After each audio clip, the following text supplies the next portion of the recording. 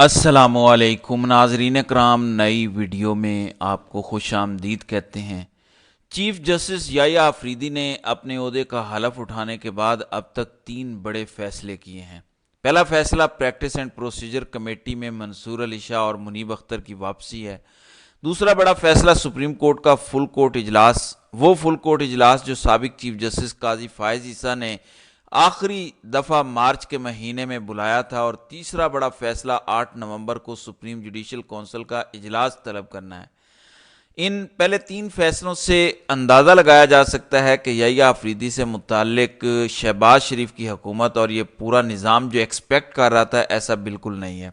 आज 28 अक्टूबर पीर का दिन है। याह्या अफरीदी ने अब तक का सबसे बड़ा धमाका किया है, मंसूर अली शाह से दोस्ती का हक अदा किया है। पिछले चंद घंटों में शहर इक़्तिदार में गैर मामूली हलचल शुरू हुई है। तफसीलात मैं आपको बता देता हूँ। नाज़रीन इकराम, 2 बुनियादी काम थे जिनकी वजह से आइनी तरमीम शहबाज हुकूमत ने मंजूर करवाई। पहला काम था अपनी मर्जी का चीफ जस्टिस, जिसमें बज़ाहिर अभी तक शहबाज हुकूमत नाकाम हुई है, क्योंकि पिछले 96 घंटों में जस्टिस याह्या अफरीदी ने जिस किस्म के फैसले दिए, जिस किस्म के सरप्राइजेज इस निज़ाम को दिए, बज़ाहिर ये लग रहा है कि आइनी तरमीम का जो पहला मकसद था शहबाज हुकूमत का, उस मकसद में हुकूमत नाकाम हुई है। दूसरा मकसद था आइनी बेंच, वो आइनी बेंच जिसमें शहबाज हुकूमत अपनी मर्जी के जजेस लगाना चाहती थी। पहला प्लान तो यह था कि शहबाज हुकूमत एक आइनी अदालत बनाना चाहती थी। मौलाना की रेजिस्टेंस के बाद सुप्रीम कोर्ट के अंदर ही आइनी बेंच पर इत्तेफाक किया गया। हुकूमत की एक कोशिश थी कि उस आइनी बेंच के अंदर कोई ऐसा जज सरबराह हो जो हुकूमत के मतहत हो, हुकूमत के कहे सुने में हो, जिसमें जस्टिस अमीनुद्दीन खान, जमाल खान मंदोखेल, नईम अख्तर अफगान वगैरह हैं।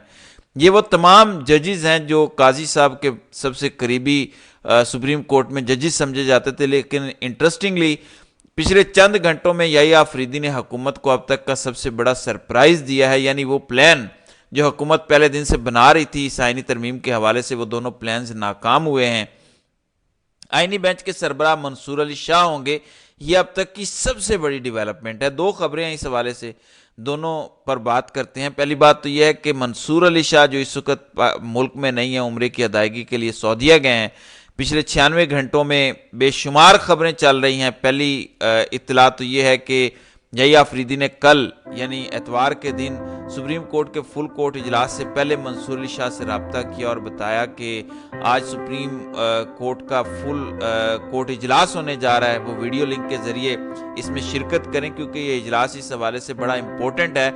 सुप्रीम कोर्ट में आखिरी फुल कोर्ट इजलास जिसमें तमाम जजेस बैठे थे, मार्च के महीने में हुआ था। उसके बाद से लेकर अक्टूबर 28 तक मुख्तलिफ मौके पर मंसूर अली शाह और मुनीब अख्तर बार बार काजी साहब को कहते रहे कि आप सुप्रीम कोर्ट का फुल कोर्ट इजलास बुलाएं, लेकिन काजी ने तमाम तर जजेस को इकट्ठा नहीं होने दिया। याह्या अफरीदी ने कमान संभालते ही सबसे बड़ा फैसला सुप्रीम कोर्ट का फुल कोर्ट इजलास बुलाने का किया। तो जस्टिस मंसूर अली शाह क्योंकि उम्रे की अदायगी पर गए हैं, तो याह्या अफरीदी ने उनको रिक्वेस्ट की है कि आप वीडियो लिंक के जरिए इस फुल कोर्ट में आएँ। दूसरा अहम मामला यह है कि वो सुप्रीम कोर्ट के अंदर आइनी बेंच, जिसमें अब हुकूमत के तमाम तर केसेस लगेंगे, क्योंकि हुकूमत का प्लान ये था कि सुप्रीम कोर्ट के अंदर ही एक सुप्रीम कोर्ट होनी चाहिए जो सिर्फ हुकूमत से रिलेटेड केसेस की समाअत करे। यानी उस सुप्रीम कोर्ट या आइनी बेंच में वो तमाम तर जजेस हों जिनको हुकूमत खुद इस आइनी बेंच में लगाए, ताकि हुकूमत को ये श्योरिटी हो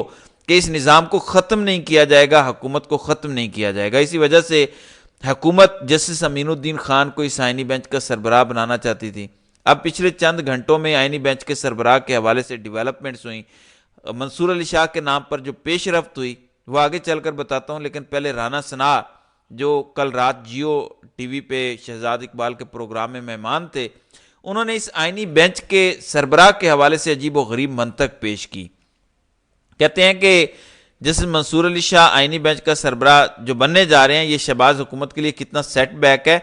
वो आइनी तरमीम के जो असल मकासद थे जिनको हुकूमत और ये निज़ाम अचीव करना चाहता था, वो मकासद तो नाकाम हो गए। राना सना कहते हैं कि 3 सीनियर मोस्ट जजेस आइनी बेंच का हिस्सा ना बने। जस्टिस मंसूर अली शाह मुतनाज़िया जज हैं, इसलिए आइनी बेंच का हिस्सा ना बने। याह्या अफरीदी गैर मुतनाज़िया जज हैं, इसलिए तनाज़ात से बचने के लिए आइनी बेंच का सरबराह ना बने। राना सनाउल्लाह की अजीब मंतक।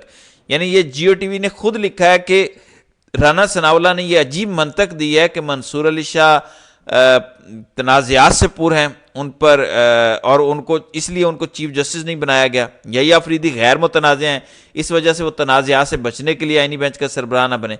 اب آپ خود اندازہ کریں کہ حکومت یحییٰ آفریدی کو انہوں نے چیف جسٹس تو بنا دیا لیکن آئینی بینچ کا سربراہ نہیں بنانا چاہتی. پہلا تو پلان حکومت کا یہ تھا کہ جسٹس امین الدین خان آئینی بینچ کا سربراہ بنے، اگر وہ نہیں بنتے تو یحییٰ آفریدی سربراہ بن جائیں. لیکن یحییٰ آفریدی کے پہلے 96 گھنٹوں کے اندر کیے جانے والے اقدامات اور فیصلوں سے حکومت مجبور ہوئی کہ حکومت اب بیک سٹیپ پہ چلی گئی اور اب کوشش کی جا رہی ہے کہ امین الدین خان یا جمال خان مندوخیل کو آئینی بینچ کا سربراہ بنایا جائے. لیکن فیصلہ تو ظاہر ہے اب سپریم کورٹ کے چیف جسٹس نے کرنا ہے. آپ کو یاد ہوگا میں پچھلے 2 دنوں سے مسلسل اپنے ویلاگ میں یہ گزارش کر رہا ہوں کہ حکومت سے بڑی غلطی ہوئی ہے. نون لیگ ایک دفعہ پھر اہم تعیناتی کرنے میں بہت بڑا بلنڈر کر بیٹھی ہے، کیونکہ جو ایکسپیکٹ کیا جا رہا تھا شاید یحییٰ آفریدی سے ویسا بالکل نہیں ہو رہا. یحییٰ آفریدی نے اپنے پچھلے 96 گھنٹوں میں سب کچھ کلیئر کر دیا کہ حکومت کا جو پلان تھا آئینی ترمیم کرنے کا وہ پورا پلان ناکام ہوا. ایک امپورٹنٹ بات یہ ہے کہ اب تیسرے نمبر کے جج جسٹس منیب اختر کو تو کسی بھی صورت حکومت آئینی بینچ کا سربراہ نہیں بنائے گی، کیونکہ منیب اختر سے تو سب سے زیادہ یہ پورا نظام خوف زدہ ہے. اسی وجہ سے امین الدین خان کا نام فلوٹ کر رہا ہے. البتہ پچھلے 48 گھنٹوں میں جو شہر اقتدار کے باخبر صحافی ہیں انہوں نے اس خبر کی تصدیق کی ہے کہ منصور علی شاہ اور یحییٰ آفریدی کا جو پچھلے 24 گھنٹوں میں رابطہ ہوا اس میں منصور علی شاہ کو بتایا گیا کہ آپ کو آئینی بینچ کا سربراہ مقرر کیا جا رہا ہے، تو آپ اس حوالے سے اویلیبلٹی شو کریں، وطن واپسی کا پلان بنائیں. یہ امپورٹنٹ ڈیولپمنٹ ہے کیونکہ یہی 2 کام تھے جس کی وجہ سے یہ آئینی ترامیم ہوئی. اور آئینی بینچ کا سربراہ منصور علی شاہ کے ہونے کا مطلب یہ ہے کہ حکومت کے جتنے کیسز ہیں، آئینی معاملات جتنے ہیں، 8 فروری کے انتخابات ہوں یا اس سے ریلیٹڈ کوئی بھی معاملہ ہو جس کا حکومت سے ڈائریکٹ تعلق ہے، وہ تمام کیسز منصور علی شاہ سنیں گے، آئینی بینچ سنے گا.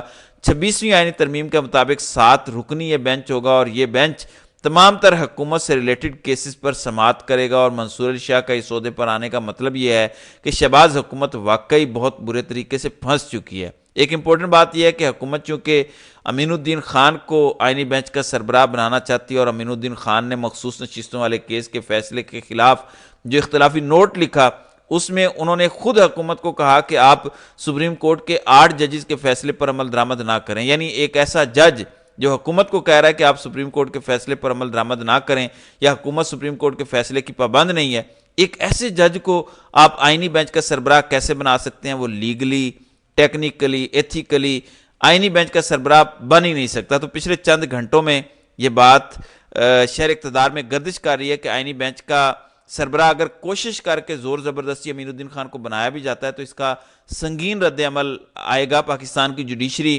آلریڈی 140ویں نمبر پہ ہے، اور اگر آپ ایسا کرتے ہیں متنازع شخص بنا کے جو خود اپنے ماضی کے فیصلوں میں حکومت کو کہتا ہے کہ آپ سپریم کورٹ کے فیصلے پر عمل درآمد نہ کریں، آپ میرے ادارے کے فیصلے پر عمل درآمد نہ کریں، تو وہ آئینی بینچ کا سربراہ ہوتے ہوئے اپنے فیصلوں پر عمل درآمد کیسے کروائے گا؟ لہذا یحییٰ آفریدی جو کہ بظاہر لگ رہا ہے اپنے پہلے 96 گھنٹوں میں ان کے کہ وہ سپریم کورٹ کو تنازعات سے پاک کرنا چاہتے ہیں، ججز کے درمیان اختلافات ختم کرنا چاہتے ہیں، تو یحییٰ آفریدی نے شاید ان تمام چیزوں کو مد نظر رکھتے ہوئے یہ فیصلہ کیا کہ وہ جسٹس منصور علی شاہ کو آئینی بینچ کا سربراہ بنائیں گے. نعیم بخاری جو پاکستان تحریک انصاف کے وکیل ہیں، سینئر لائر ہیں، خان کے قریبی ہیں، انہوں نے کل رات کو باقاعدہ یہ ٹویٹ کیا کہ جو نیا آئینی بینچ ہوگا اس کے سربراہ منصور علی شاہ کے آ رہے ہیں. آپ کو یاد ہوگا میں نے اپنے پہلے ویلاگ میں جب یحییٰ آفریدی ابھی حلف انہوں نے نہیں اٹھایا تھا تو بتایا تھا کہ یحییٰ آفریدی منصور علی شاہ کے بڑے پرانے دوست ہیں، تو کوئی یہ مت سمجھے کہ وہ ان کو اگنور کر کے یا انہیں کارنر کر کے سائیڈ لائن کر کے کوئی فیصلے لیں گے. اب آپ اسی سے اندازہ کریں کہ آج جو سپریم کورٹ میں فل کورٹ اجلاس ہونا ہے، کیونکہ اس میں منصور علی شاہ شرکت نہیں کر رہے لیکن منصور علی شاہ کو ویڈیو لنک کے ذریعے شرکت کی دعوت دی گئی ہے. پھر جو سپریم جوڈیشل کونسل کا 8 نومبر کو اجلاس ہونا ہے وہ انتہائی امپورٹنٹ ہے، کیونکہ کہا جاتا ہے کہ جو اسلام آباد کے 6 ججز نے 25 مارچ کو خط لکھا، اس کے بعد ان ججز کے خلاف درخواستیں، شکایتیں سپریم جوڈیشل کونسل میں دائر کی گئیں، ان کا معاملہ بھی سپریم جوڈیشل کونسل میں ٹیک اپ ہو سکتا ہے. تو اگر وہ ٹیک اپ ہوگا اسلام آباد ہائی کورٹ کے ججز کے خلاف شکایتوں کا معاملہ، اس کا مطلب وہ جو پورا ایک پلندہ سپریم کورٹ کو اسلام آباد ہائی کورٹ کے 6 ججز نے خط کی صورت میں دیا وہ دوبارہ منظر عام پر آئے گا کہ کس طرح سے ججز کو دباؤ میں لایا جاتا رہا، کس طرح سے اپنی مرضی کے فیصلے کروائے جاتے رہے، جو کچھ اسلام آباد ہائی کورٹ کے 6 ججز نے اپنے خط میں لکھا۔